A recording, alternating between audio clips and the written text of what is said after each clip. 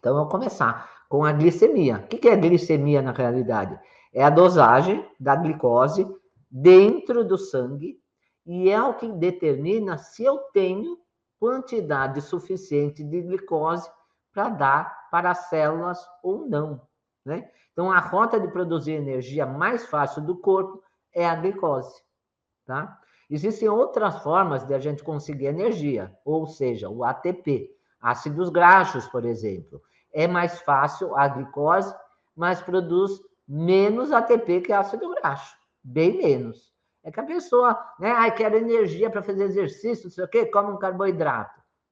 Tudo bem, né? Mas carboidrato é totalmente dispensável da nossa dieta. Então, você pode adquirir o ATP, a energia, de outras formas, né? Mas quando nós temos excesso dessa glicose circulando, nós, claro, vamos ter inúmeros problemas. O excesso de glicose tem que ser retirado do sangue, senão o sangue fica o quê? Açucarado. E quando fica um sangue açucarado, ele é um sangue viscoso. E se é um sangue viscoso, ele está glicado, né? Por isso que existe o exame hemoglobina glicada. Glicou, né? Picou, glicou, como diz o Dr. Lai Ribeiro, que foi um dos profissionais que eu fiz curso. O Dr. Lai Ribeiro, fiz vários com ele. E a frase dele, picou, glicou. Pico de insulina, deu pico de insulina, glicou. O que é a glicação? É uma proteína com uma glicose em temperatura quente. Então, qual é a proteína? A hemoglobina. Qual é a glicose?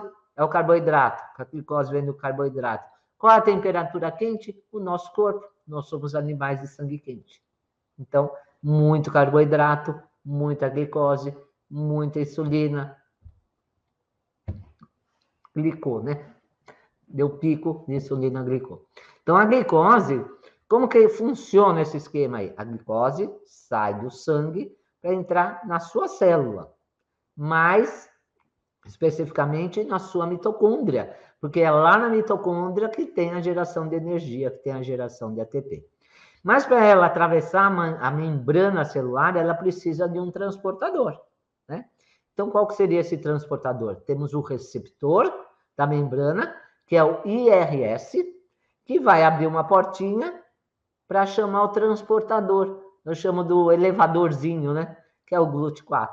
Então, dentro das células, nós temos proteínas chamadas de GLUT, né? T, né? Porque é uma sigla em inglês, né? GLUT, com T mudo. Então, o T é de transporte. O GLU é de glucose, porque em inglês não é glicose, é glucose, né? Então, é fácil você lembrar. GLUT, transportador de glicose. Ele sozinho não vai fazer com que a glicose entre na sua célula. Por quê? Porque ele precisa de um estímulo, né? Para ele ir até a membrana celular captar aquela glicose. E o hormônio insulina é esse estímulo. Então, como que funciona?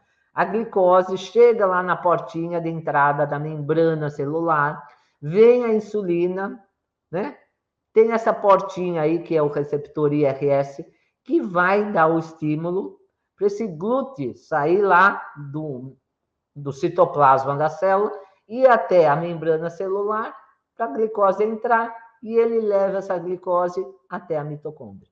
A mitocôndria está dentro do citoplasma, né? Está dentro da célula. É a nossa organela produtora, né, de energia e uma das mais importantes, inclusive vai ter live de disfunções mitocondriais. Você quer tratar seu paciente? Claro que é o intestino, principal órgão, mas o principal, né, de todas as organelas, a principal é a mitocôndria. Muitas doenças vêm de mitocondriopatias, né? Então, esse estímulo, a insulina, é importante. E a insulina é produzida onde? No pâncreas, pelas ilhotas de Langerhans, né? As células beta. Então, na membrana da célula tem vários receptores. Eu falei do IRS, mas tem várias portinhas, né? Então, tem a membrana, tem uma portinha aqui, outra portinha aqui, outra portinha, tem um monte de portinha. A insulina encaixa nesse receptor, no IRS, e quando ela encaixa, o glúteo recebe esse aviso para se deslocar até a membrana celular. Então, ele forma uma ponte para a glicose entrar. Quando essa glicose entra na célula, ela faz o quê? Uma fosforilação. E o que é uma fosforilação? recebe o fósforo, né? Ela vira piruvato, entra na mitocôndria e vai fazer ATP. O ATP são 10 etapas, né? Se eu fosse explicar as 10 etapas, a gente ia ficar até amanhã aqui. Tá? É muito complicado. Mas, resumindo a história, vai lá fazer o ATP. No diabetes, esse sistema não funciona. Tem uma desregulação desse sistema. No diabetes tipo 2, tudo começa com a resistência à insulina. Que vai ser, olha, pode ter uma resistência à insulina no fígado, onde há um processo de gliconeogênese. O que é gliconeogênese? Neo é nova, gênese é formação. Então, glico é a glicose, a nova formação de glicose, mas de outra origem que não seja o carboidrato. Pode ser do lactato, porque quando a via do piruvato não vai pela via aeróbica, ela pega a via anaeróbica e forma o lactato. Pode ser pela via de aminoácidos, ou pode ser pela via do glicerol. Então, quando a gente esgota o estoque de glicose, por exemplo, em jejum, você não comeu, você está 12 horas sem comer, sua glicose abaixou, né? E aí você não vai comer mais, você vai fazer um jejum intermitente longo. Mas você vai praticar exercícios, por exemplo. Você precisa do quê? De energia. Mas acabou a glicose, o que você vai fazer? Você não vai fazer nada. O fígado já fez por você. Por quê? Porque ele formou glicogênio. Entrando em cena outro hormônio. Nós temos 2 hormônios produzidos pelo pâncreas. Um é a insulina, outro é o glucagon. Eles são antagonistas, cada um faz um papel oposto ao outro. Enquanto a insulina faz a glicose entrar na célula, o glucagon quebra o glicogênio para transformar em glicose. Enquanto a insulina diminui a glicose do seu sangue, o glucagon aumenta a glicose do seu sangue. Ah, então o glucagon é um hormônio ruim, eu não quero ter glucagon. É ruim para quem come muito carboidrato e para quem é sedentário, porque a pessoa acumula glicose, não faz a oxidação da glicose ou a fosforilação, né? Não queimou essa glicose e ainda por cima está estocando lá o glicogênio no fígado. O que vai acontecer? Vai acumular, porque a lipase, que é um hormônio dependente, ela não vai receber lá o aviso da insulina. Não quero que você forme mais glicogênio, porque eu tenho muita glicose aqui. Quem tem resistência à insulina não recebe esse aviso. Essa lipase não funciona. O que vai acontecer? Acumula glicose mais glicogênio e dá o quê? Gordura. A pessoa engorda. Inclusive no fígado. Mas esse glicogênio, né, vai se acumular no tecido adiposo, nas células adiposas. Então, quando a gente esgota o estoque de glicogênio, aí é fisiológico, a gente começa a usar o glucagon. Eu, por exemplo, eu faço exercício em jejum. Eu levanto pela manhã, eu já estou a mais ou menos, na hora que eu levanto, umas 14 horas sem comer, né? Que eu janto às 6. Né? Levanto umas 7 horas, 8 horas, faço meu exercício. Então, da onde que eu vou pegar energia? Pode ser do lactato, pode ser do aminoácido, pode ser do glicerol, né? Porque eu estou sem produção de insulina, de glicose, tá? Então, ok, sem problema nenhum. O problema é quando a pessoa não gasta essa energia, não gasta essa glicose ainda acumula do fígado. E aí, né, o glucagon vai agir junto com a insulina, porque ele tem que ser antagonista, né? Enquanto um baixa, o outro sobe. Tudo no nosso corpo é equilíbrio. Glicose, o glucagon com a insulina, são 2 hormônios que tem que estar assim numa gangorra, né? Equilibrados. Não pode estar os 2 juntos. Então, quando a pessoa sai do jejum, ela vai comer, né? Quando acorda, e aí, por exemplo, eu como depois de fazer o exercício, aí eu recebo glicose. O que vai acontecer? Meu fígado não vai quebrar mais glicogênio, porque eu já estou comendo algum carboidrato complexo, sem problema comer os carboidratos complexos, tá? Carboidrato simples que não podemos, principalmente quem é diabético. Então, o fígado já é avisado para não produzir mais glicogênio, né? Então, esse glicogênio pode ir para o músculo, para o tecido adiposo, ou pode estar em tudo, né? Em tudo.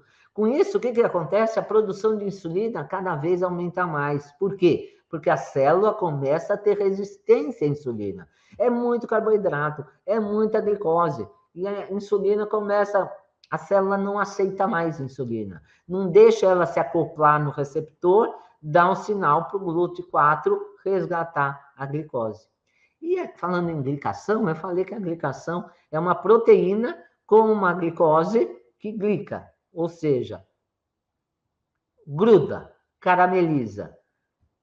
Qual é a proteína? Hemoglobina glicada é uma proteína, mas o receptor da insulina também é uma proteína. Temos várias enzimas no nosso corpo que são proteínas, vários hormônios que são peptídicos, ou seja, proteicos, e a própria insulina é proteica. Então, quando você tem muita glicose no sangue, o receptor já glicou, ele não funciona. Glicou, perdeu a função.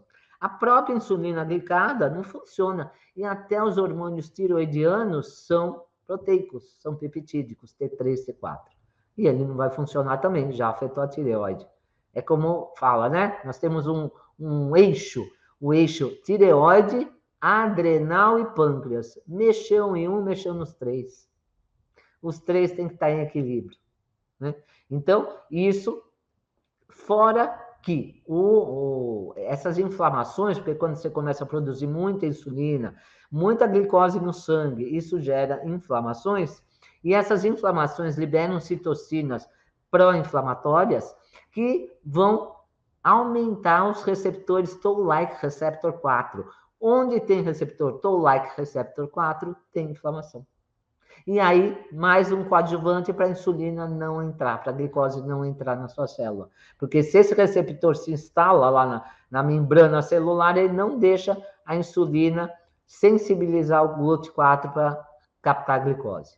Na resistência insulínica, o corpo perde o poder de avisar o fígado a parar de produzir glicogênio, os receptores glicam, o transportador glica, o próprio hormônio glica e a sensibilidade à insulina é baixada, aumentando a resistência à insulina. Por isso, não adianta só ter o exame de glicose, que é o que a maioria dos profissionais da saúde pedem, só glicose, o que adianta? Será que quanto de insulina você precisou para manter uma glicose a 80 ou a 90? 20? 24? Isso é bom? Meus alunos sabem que a gente não deve ver valor de referência laboratorial. Nós devemos ver os exames por quartis ou quintis. Isso é uma conta que os profissionais que fazem a formação comigo sabem fazer. Então, por isso que a glicose endógena continua sendo produzida no fígado através do processo de gliconeogênese, que vai somar com a glicose exógena, aquela que vem da alimentação, né? Então, eu estou lendo agora um livro que chama, de um escritor americano, Por que Engordamos, né? E explica muita coisa, né? Muita coisa que antigamente, até hoje, se fala assim de gasto calórico. A pessoa engorda porque ela consome mais caloria do que ela gasta. Mas não é isso. Tem uma série de fatores aí hormonais. Por exemplo, eu falei da lipase, a LPL, lipoproteína, lipase lipoproteica. Essa lipase lipoproteica, por que a mulher na menopausa engorda? Porque diminui o estrogênio. E por que diminui o estrogênio? Porque o ovário parou de produzir o estrogênio. Só que a lipase é hormônio dependente, é dependente do estrogênio. Quando cai o estrogênio, essa lipase, lipoproteína, lipase, o que ela faz? Ela joga a gordura do sangue para as células, para o tecido adiposo. Então, quando o estrogênio cai, ela joga mais. É o estrogênio que regula a LPL. Então, quando você repõe o estrogênio, ela regula e para de ficar jogando gordura no tecido adiposo. Por isso que engordamos, um dos motivos. Então você está falando que a insulina, o glucagon, tem a ver com estrógeno? Tudo tem a ver com tudo no nosso corpo humano. É por isso que você não pode, você que é profissional da área da saúde, ficar ainda vendo valor de referência no exame pedindo só glicose para o seu paciente. E depois você dá um glifage para ele. É possível isso? Pior que é, né? Mas você que é paciente, você quer ser atendida por um profissional assim? Então, você que é profissional da saúde, tem a chance de se destacar no mercado, né? De ter muito mais sucesso nos seus tratamentos, muito mais efetividade e muito mais rapidez no tratamento, sem uso de medicamentos. Não vou falar para nunca usar, né? Mas grande parte não é necessária. E com isso, você vai ser melhor remunerado, você vai ter mais tempo até de passar com a sua família, porque vai chover de gente. Eu não atendo mais. Todo dia minha secretária recebe 20, 30 ligações querendo marcar consulta comigo. Então, você, fazendo a minha formação de mentoria, né, já com o curso, você vai praticamente atender como eu, porque eu vou te ensinar a linha de raciocínio. Porque curso a gente tem de monte por aí, né? Agora, mentoria, ensinar na prática como se raciocina, é outra coisa. Né? Porque você pode comprar um monte de curso online, tem todas as teorias lá. Mas será que tem discussão de casos, como a gente tem na nossa mentoria? A doutora Edith está aí de prova, né? Nós temos médicos, dentistas, nutricionistas, temos veterinários lá, então, enfermeira. Então, nós temos essa dinâmica aí de eu ensinar, né? Como que eu atendo, como que eu trato meus pacientes, como deve ser uma anamnese, como que você deve analisar os exames laboratoriais e raciocinar em cima deles. Não é essa decoreba, não, né? É porque isso uma criança faz, de valor de referência.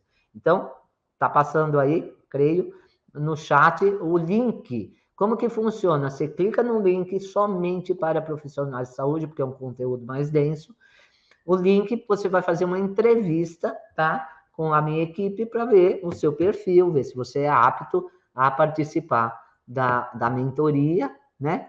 E aí vai ser analisado, né? Se o seu perfil realmente está adequado, porque realmente é uma mentoria premium, tá? Não é qualquer uma, tá? Então, eu vou ensinar como vocês fazem isso. Então, é um programa exclusivo somente para profissionais da saúde. Mas voltando aqui, né? Como eu falei, uma das maiores causas dessa resistência insulínica é a gordura visceral. Então, vai acumulando gordura, vai acumulando gordura. É um ciclo vicioso. Quanto mais acumula gordura, mais ter resistência da glicose entrar lá na sua célula. A célula não quer mais saber da insulina, de tanto que comeu carboidrato e tanto que o pâncreas produziu insulina. Por quê? Porque a sua glicose pode estar até baixa, mas a insulina está lá em cima. Vai ter uma hora que o pâncreas vai cansar de produzir insulina. E você, de diabético tipo 2, vai para diabético tipo 1, né? Então, outro problema, como eu falei, é a glicação. Quando junta a glicose mais proteína e o calor do nosso corpo, carameliza, né? O sangue fica viscoso, dando problema nas artérias, por exemplo, no endotélio, porque aquele sangue grosso começa a descamar o endotélio, a lesionar o endotélio, e aí vem o colesterol para arrumar toda essa bagunça. Eu não vou falar de colesterol hoje, que é muito assunto, vamos deixar o colesterol para outra aula que vai ter nessas 10 lives que eu vou dar sobre conteúdos mais profissionais, vai ter um sobre colesterol, né? Então, essa glicação é outra causa da resistência insulínica. Os receptores, como eu falei, da insulina e a própria insulina são proteicos. Se glicou, perdeu a função. Então, resistência insulínica traz inflamação, vem as citocinas pró-inflamatórias, vem interleucina 6, vem TNF-alfa, vem NF-kappa-beta. Essas citocinas diminuem a função do receptor IRS. Com tudo isso, o pâncreas começa a trabalhar muito mais, é lógico, porque não está dando conta, né? Por isso que a pessoa vira diabético tipo 1, porque o pâncreas vai cansar, e aí você vai ter que consumir insulina, né? Injetar insulina. Por exemplo, o exame de peptídeo C informa quanto tempo o pâncreas vai produzir insulina, tá? Porque é o mais fidedigno do que só dosar insulina. O peptídeo C informa quanto tempo, quanto de insulina realmente você está produzindo. Porque quem injeta insulina não é o pâncreas, né, que está produzindo. E o peptídeo C já vai te informar, né? Então, ele dá bem baixo quando o pâncreas está fadigado. Então, deu baixo o seu peptídeo C, é sinal que o pâncreas cansou, né? Cansou de produzir insulina. Quando ele para de produzir insulina, o paciente, claro, vai para o diabetes tipo 1 e vai ter que aplicar insulina, e o profissional não sabe tratar, não tirou a causa e só injeta insulina. E a insulina é um hormônio inflamatório, né? Não podemos esquecer disso também. Então, o diabetes está muito ligado à obesidade, e esta obesidade é a ingesta de muito carboidrato que aumenta os triglicerídeos. Afinal, o que é triglicerídeos? Triglicerídeos são formados do quê? 3 ácidos graxos, né? 3 ácidos graxos e um glicerol, né? No jejum, quando a gente está dormindo, entra em cena essa lipase hormônio sensível. O glucagon estimula essa enzima a quebrar o triglicerídeo, né? Então, o glicerol vai para o fígado, né? Para fazer o processo de gliconeogênese. Lembra? Quando não tem carboidrato, a opção para formar glicose é que aminoácido, lactato e o glicerol. O glicerol vem de onde? Do triglicerídeo que foi quebrado pela lipase, né? Então, o glicerol vai lá para o fígado, forma lá o glicogênio. O ácido graxo vai para o músculo e sofre o quê? Beta-oxidação, produzindo energia na atividade física. Então, a gente tem que queimar gordura. Esse processo se chama beta-oxidação, tá? Mas se a pessoa é sedentária, não vai haver essa beta-oxidação, não vai ser queimado, vai ser estocada. Então, quando eu estou comendo, a insulina, né, inibe a lipase e ela não quebra o triglicerídeo. Mas, com a resistência insulínica que a pessoa já adquiriu, esse processo fisiológico não vai acontecer. Ela não vai ser avisada, né? Cada vez a lipase quebra mais triglicerídeo, ela não é avisada para parar esse processo. O ácido graxo dentro do músculo precisa ser oxidado. Mas, geralmente, quem tem resistência insulínica é sedentário. Então, não vai ser oxidado e vai ser estocado, acumulado. E aí, por isso que o triglicerídeo vira gordura. Por isso que no exame, você não tem que se preocupar com o colesterol total. Você tem que se preocupar com o triglicerídeo. E o HDL também. Então, os médicos só olham colesterol total e ficam dando estatina para todo mundo. Não é esse o problema, né? Então, esse processo aí, cada vez mais pessoas, né, deixam de fazer. Por quê?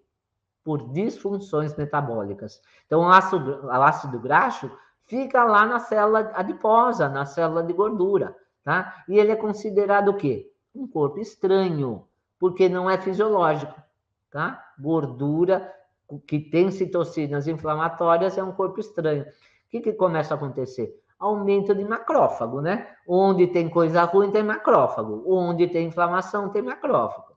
Então, para que o macrófago vai lá? Para comer. Macrófago, ele come, é o come-come. Então, esse macrófago vai fagocitar esse corpo estranho, essa gordura. Só que quando ele percebe que é um ácido graxo, peraí, ácido graxo não é muito estranho, né? Faz parte da alimentação. Ele não fagocita e gera mais inflamação. Porque esse ácido graxo não é aquele que foi oxidado e é bom para a gente produzir energia. É o que foi estocado como gordura e não é bom. Então, ele fica em dúvida, o macrófago, e ele gera inflamação. Aí começa todo o ciclo vicioso de novo, causando mais inflamação e mais resistência à insulina. E essa glicose em excesso, o que pode acontecer com ela? Tá? Porque ela não está conseguindo entrar na célula. Essa glicose vai se ligar à apolipoproteína A1, que é o principal constituinte do HDL, e a ApoB, que é o principal constituinte do LDL. E o que acontece?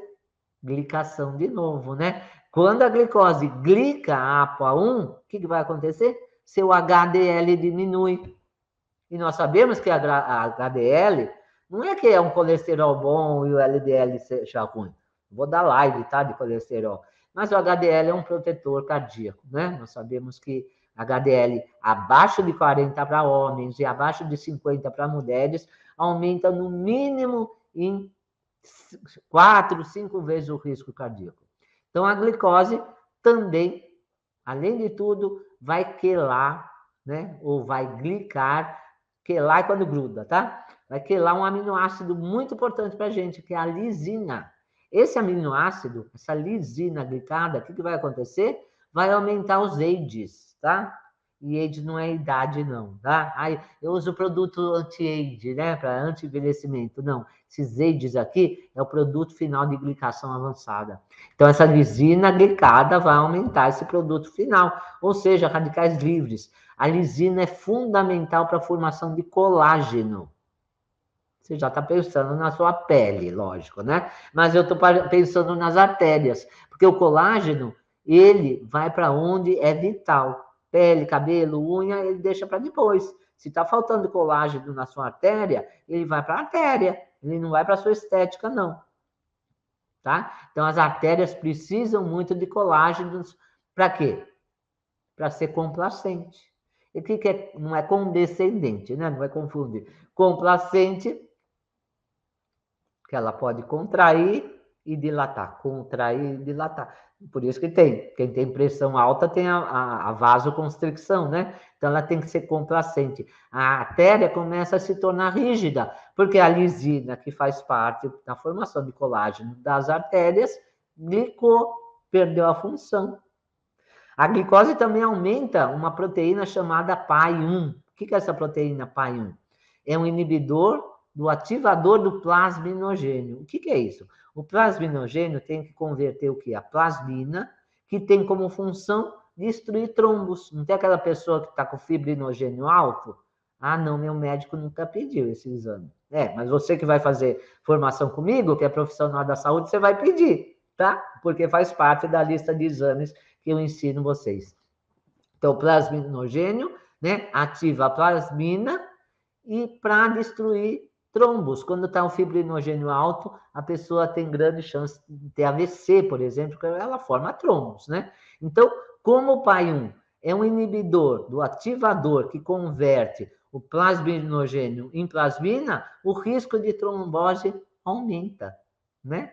Então, glicose alta aumenta essa proteína chamada PAI-1, que ela inibe a plasmina, ou plasminogênio, tá? E aí não vai quebrar trombos, mais risco de AVC. Por isso que quem tem diabetes tem riscos cardíacos e risco de AVC.